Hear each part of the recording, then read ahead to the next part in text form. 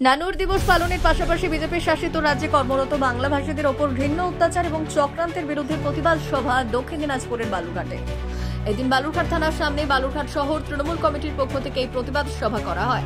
এদিনের এই পথসভায় উপস্থিত ছিলেন বালুরঘাট শহর তৃণমূল সভাপতি প্রীতম রাম মণ্ডল, তৃণমূলের দক্ষিণ দিনাজপুর জেলা সহ সভাপতি সুভাষ চাকি, বালুরঘাট পৌরসভা চেয়ারম্যান অশোক মিত্র সহ অন্যান্য তৃণমূল নেতৃত্ব।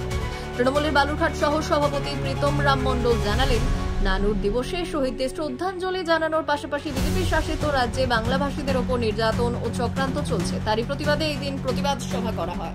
আমাদের দলনেত্রী সর্বভারতীয় সভানেত্রী মমতা বন্দ্যোপাধ্যায়ের নির্দেশে, আমাদের সেনাপতি অভিষেক তার নির্দেশে আজকে প্রতিটি শহরে ব্লকে ব্লকে নানুর দিবস পালন করার নির্দেশ ছিল।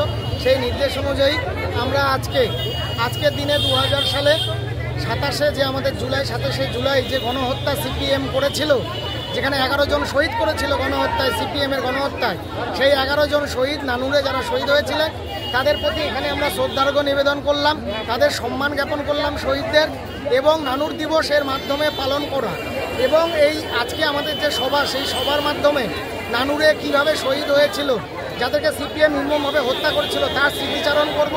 এবং যেই বিজেপি শাসিত রাজ্যগুলো আছে যেখানে আমাদের বাঙালিদের, বাংলাভাষী এবং বাঙালিদের যেভাবে নির্মমভাবে অত্যাচার করা হচ্ছে বিজেপি শাসিত রাজ্যে, তার প্রতিবাদে আজকে ধিক্কার জানাতে এবং সমস্ত গণতন্ত্রপ্রেমী মানুষ এক হয়ে গর্জে ওঠার জন্য আজকে আমরা এখানে বালুরঘাটের থানা মোড়ে আমরা সকলে মিলে প্রতিবাদ সভার আয়োজন করেছি বালুরঘাট শহর তৃণমূল কংগ্রেসের তরফ থেকে। ব্যুরো রিপোর্ট, উত্তর বাংলা সংবাদ।